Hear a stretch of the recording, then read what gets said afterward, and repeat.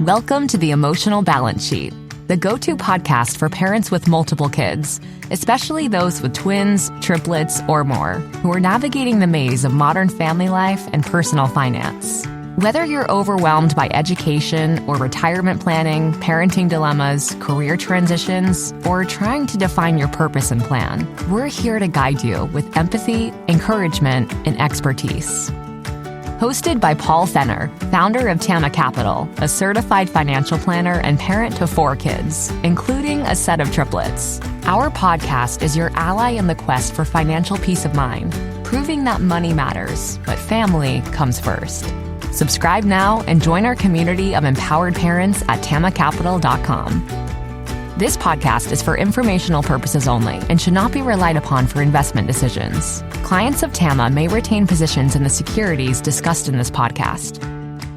What does comprehensive financial planning even mean? At Tama Capital, it means a family office where lifestyle planning such as retirement, college, portfolio management, and tax prep and planning are all under one umbrella. But it goes beyond numbers. We focus as much on the emotional side of financial planning as we do on the financial side. We get you. We understand your challenges of building a family, business or career, and a healthy life. We are devoted to wealth planning for families like yours because we are you. Learn how our family can help your family by visiting tamacapital.com. Hi, and welcome back. The idea I want to talk about this week is that pessimism always sounds smarter than optimism, because optimism sounds like a sales pitch, while pessimism sounds like someone trying to help you. And that's exactly why pessimism sounds so seductive. And the more I sit with this idea and concept, the more I realize it touches almost every financial conversation I have with families, especially today. Last year, I had a call with a couple. I'll call them Mark and Sarah. They had 3 kids between high school and elementary school. Both were working full time and both were exhausted. You know the drill: sports, band, soccer, baseball, homework, dinner on the table if you're even lucky. But Mark had been reading a lot of financial news, and I mean a lot. Like every morning, scrolling through headlines about inflation, recession risk, market bubbles, AI taking over the world, you name it. By the time he got to our call, he was convinced that they needed to pull everything out of the market and sit in cash. And the one thing that he said to me was like, Paul, I'm just trying to protect my family. And the thing is, there's nothing wrong with that. He wasn't wrong to be concerned. The world is uncertain. It always has been. But I think Mark had fallen into this trap that catches a lot of smart people off guard. And he had mistaken pessimism for prudence. The headlines he was reading weren't designed to help him make good decisions. They were designed to get clicks. And fear gets clicks. Bad news travels faster because our brains are wired to pay attention to threats. I've had to work hard on this myself. Teresa can tell you. Like, I'll catch myself sometimes going down a rabbit hole of economic data thinking, where are we really going with this? And I have to consciously step back, because if I let pessimism set in, it affects how I show up for the families I work with, my own family, my kids, for Teresa, how I make decisions, how I experience the day.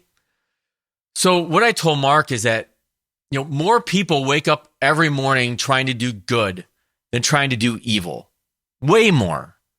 Millions of people around the world are going to work today to solve problems, create things, and help others. But you know what? That doesn't make the news. The person who went to work and did their job well isn't a headline. The one bad actor is. There's a reason pessimism sounds smart. When someone tells you the economy is fragile or the market is overvalued and everything is about ready to collapse, they sound sophisticated. They sound like they've done their homework. They sound like they're protecting you from something.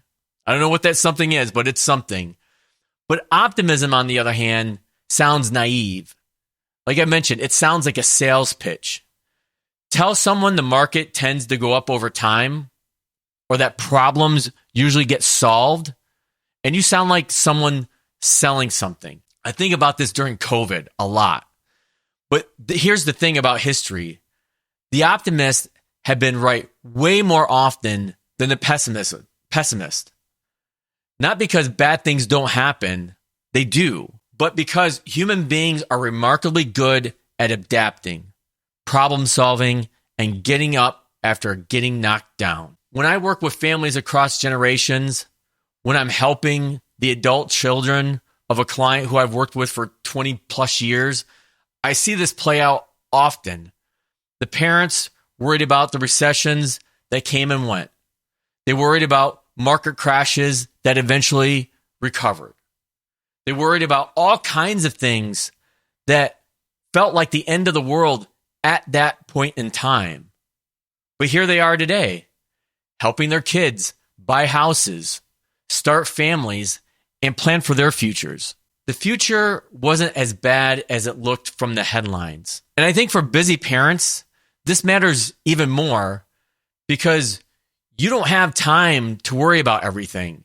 You're already running on empty. Trust me, I lived that life.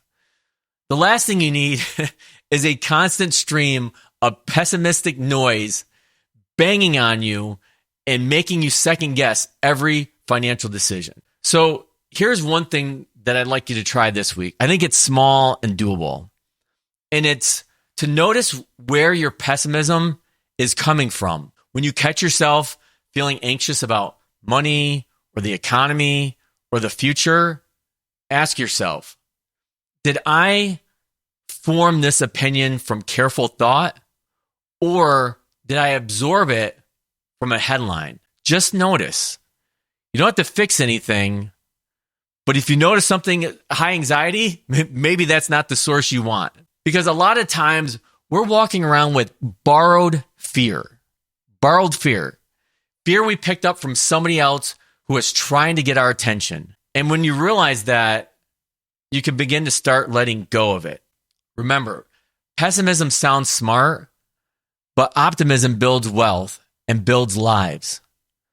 Don't let the noise drown out what you actually know to be true. So if this conversation resonated with you, I'd ask you, don't let the fear prevent you from sharing it, especially with other busy parents. Now that you've made it to the end of another great conversation, are you looking for more? If so, head over to tamacapital.com, where you will find all of our conversations. Use the search feature to find the topic or guest you would love to learn more about. Also, don't forget to make someone else's day by sharing our show. Thank you so much, and we'll see you next time.